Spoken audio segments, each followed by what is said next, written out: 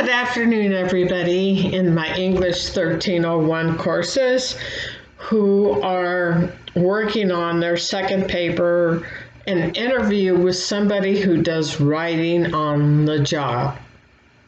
Okay, that does not mean that you have to find a writer. Though if there is somebody publishing nonfiction or fiction books in your family, you can interview that person who's a writer. However, this course is broader. The assignment is broader than that. You can interview anybody who does any kind of writing on the job. Okay, that would be a teacher. That could be a coach, an athletic trainer, physical therapist, a nurse. Medical fields are going to be really tough because of the pandemic to find time to interview anybody. The best interviews are face-to-face, and you could record them on your cell phones. If you're not a fast writer, you don't want to take a laptop and try to type it up. The least good interviews are done in email, and that is because people will correct things and change things and lose their personality to the point of you get a really dry sample of quotations where it looks like it's coming out of an encyclopedia. So yeah, if you can meet people face to face, that's good. If not, a video conference is good. Describe the person, or even FaceTime on the phone. Describe the person's office, their appearance, their body movements, and how they respond to questions. So this entails that you will have a list of questions just to be on the safe side. Questions should include, do you enjoy writing on the job? What percentage of time do you spend writing? Did you learn writing on the job? Or do you procrastinate? Is writing annoying? Do you handwrite first and then type later? Find out their strategies for writing. It would be great if you can include a sample of their writing. Okay, this cannot be done for police officers because things are redacted. That means crossed out and black ink because it has to do with an investigation of a case. And with the medical profession, there are some things they cannot include. But ask them, what type of writing do you do? Is it professional? Is it creative? Is it exacting to the point of one wrong word or one wrong description could interfere with somebody's life? If you're in the medical field, physical therapy, what do you have to tell to the next physical therapist? So anybody that does writing on the job qualifies for this. It does not have to be somebody who is a published writer.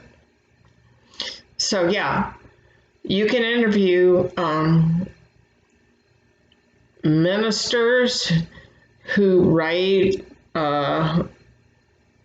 for their churches, what they're going to say on a Sunday. There's just so much you can do with the interview with the writer paper. And it needs to be at least 4 pages to the bottom. So what you could do to get to that point is describe their environs, their office, what you can see on a video conference. Describe the person, find out their educational background and how much they learned on the job, and then go into the kind of writings that they do. And like I said, if you could get an example of their writing for a paragraph or so and analyzing it, that would be wonderful. Some people are professional writers, technical writers, psychologists, and medical people, and every word counts. That even happens in oil field workers, where if they do not find something and document it in writing, somebody could get hurt on a later shift. So yeah, writing is important. And for the interview with the writer paper, you need to make that person come alive. Describe their personality. And the writing they do on the job, what they care about the writing they do on the job. Is it tedious? Is it annoying? Or do they feel like it's necessary? Ask them, do you procrastinate? What do you do? Do you have writing rituals? Do you handwrite first on a tablet and then type it in, or do you just start typing and go with the flow? So the first paper was about you and your literacy narrative as a writer. The second paper is about somebody else's literacy narrative as a writer. And the third paper will be documenting a type of writing. And the fourth paper will be a group paper. So I just want to get everybody through paper 2 right now, and trying to catch up on grading, and COVID is still with us. I'm really sorry to say. I understand the losses that people are going through. I do. And I really regret that it's still happening. I will work with everybody on due dates and everything, even though it kind of kills me to reopen assignments and go back and work on things that I should have been already forward on. But, you know, it's the times, and I will work with everybody. We are all in this together. So I just want to tell you about paper 2, interview with the writer. Please watch Krista, a stellar writing student and a writing fellow who has been engaged in my courses in helping students. Consider the Success Center and OWL that's in the syllabus, online writing lab at UT PB. You can send in papers. They will give you additions and corrections and edit your paper practically.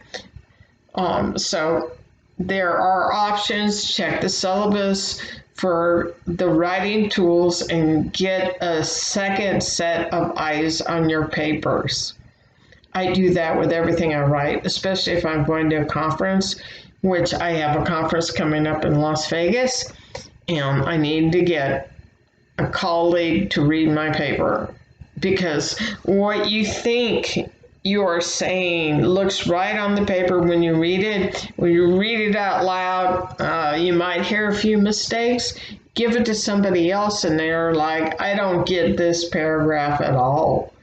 And so, yeah, it's a good thing to do. And I will shut down this video so that I can send it off pretty quickly. And good going on your interviews. I